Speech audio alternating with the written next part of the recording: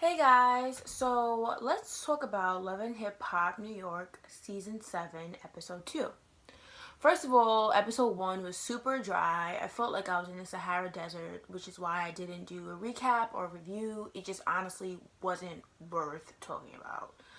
It definitely picked up this episode though because they were setting the stage up for the juicy, messy activities to occur, or the ratchivity as I like to call it, which is just ratchet activity combined.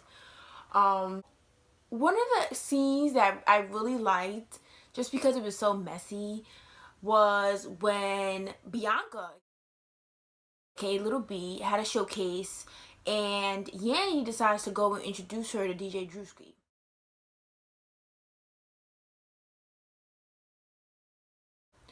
I feel like this was so set up and so planned, because if Bianca was like hot, with everybody was chicken noodle souping, like I almost broke my neck doing it one time. Like it was a real thing, right? So how was she at that point in her career and they are acting like she doesn't know Drewski? Like I don't understand it, and because he's a major DJ, and she was obviously valid in like '06, '07, we remember. So how would she not know who DJ Drewski is, right? And how would Yanni not know that she knows him? It just doesn't make sense to me, and I feel like VH1 totally like planned that out, and it wasn't authentic. Now let's talk about how when they finally did acknowledge that they knew each other, how as soon as Drewski brought up the fact that he had a girlfriend, Bianca was like, he had a couple things on the side, but I never screwed him. Girl, you didn't? But y'all flirting. Y'all flirting real heavy, okay? And on top of that, as soon as he says he has a girlfriend, and then he throws in the assistant part, yeah, she's my assistant too. If I'm your girlfriend and let's say hypothetically she really is his assistant. I don't know what their relationship is like, obviously. We only know what is being portrayed on TV. I don't want you downplaying my position. I'm your assistant slash girlfriend. No, I'm your woman who happens to write your checks. I mean, I'm your girl, right? I'm your woman, and I just also happen to play in schedule. Don't try to downplay me. Let's talk about Jay. What was her name? Jay. They call her Jay. Jay and Snoop from The Wire, right?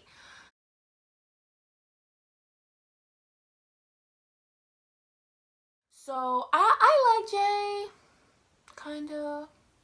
I feel like she could be an opportunist, and I only say this because just I feel like she always has the camera in her peripheral.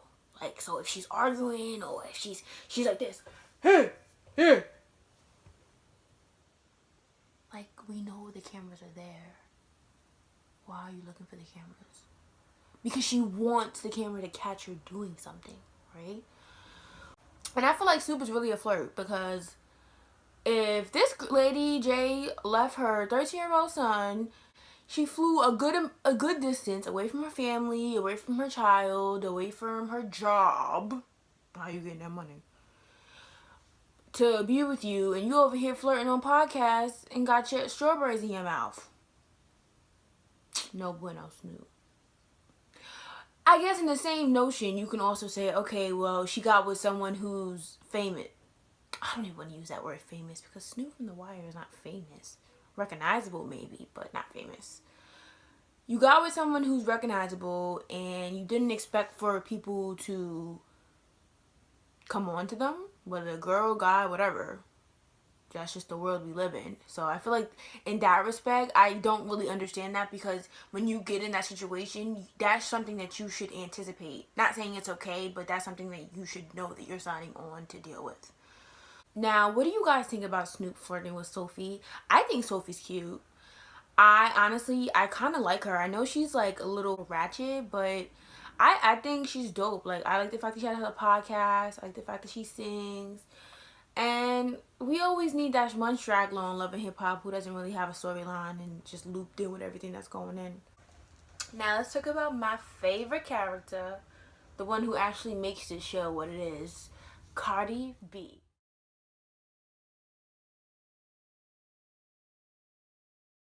So if you guys don't watch the show, Cardi is currently in a little fling with her producer, Swift.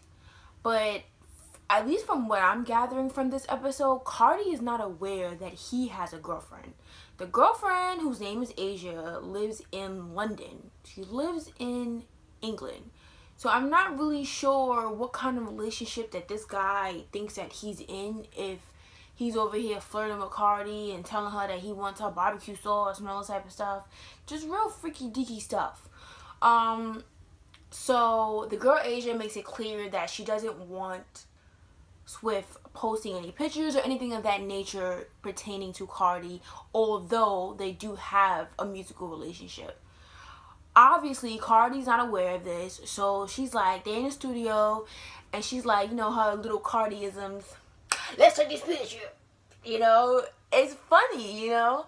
So he's like, oh, I can't take this picture, you know, that's where I crossed the line.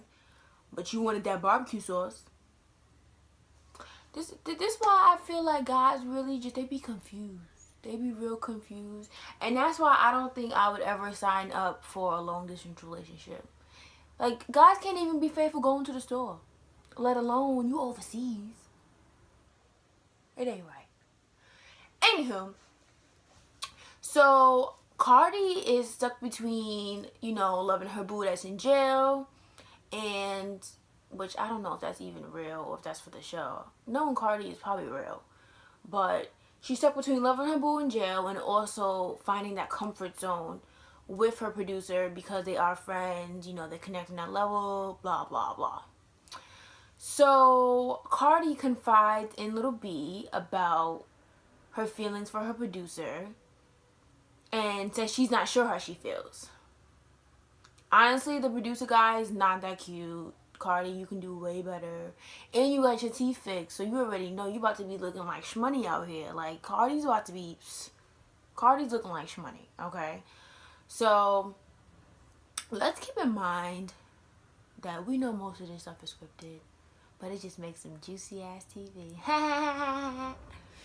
On a serious note, they introduced Kimbella and Joelle.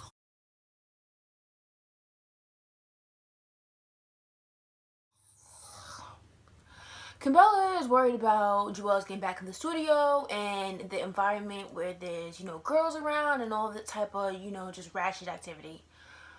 Once again, you knew what you were signing up for when you started dating this person in the industry that they were in, you know, so the kind of whining and complaining when that's how that person makes their money can be annoying, I feel like, you know.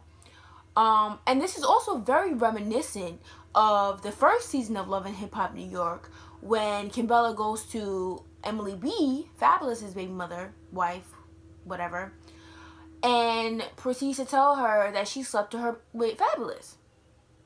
And that's when Chrissy put the pause on her.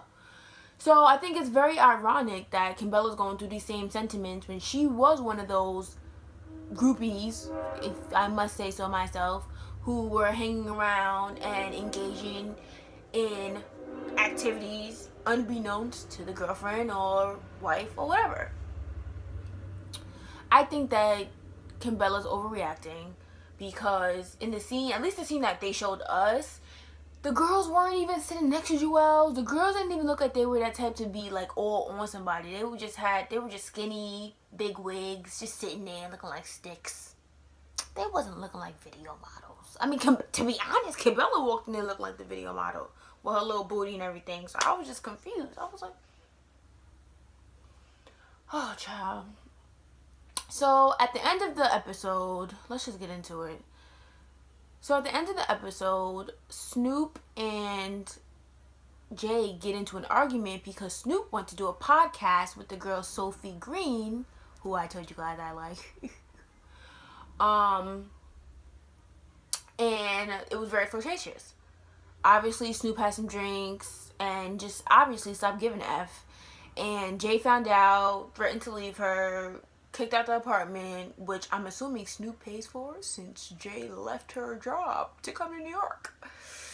So, once again, I just feel like she's opportunist, or at least the shows portrays her as that, because I'm not really understanding what, like, why is she putting up with this if this is not the life that she wants to lead.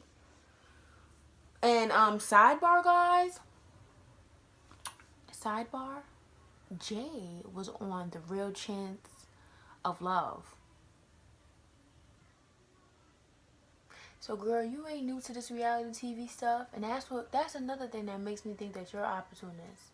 That's one more thing. So, anyways, guys, I'm looking forward to episode 3, because that's when Bianca, Juicy's girlfriend, and Juicy, it looks like it's gonna come to a boiling point, and I want to see if Sky, which is Juicy's girlfriend, is gonna put the pause on Bianca. So, guys, if you like this video, please comment, like, and subscribe. Thanks so much for watching. Bye.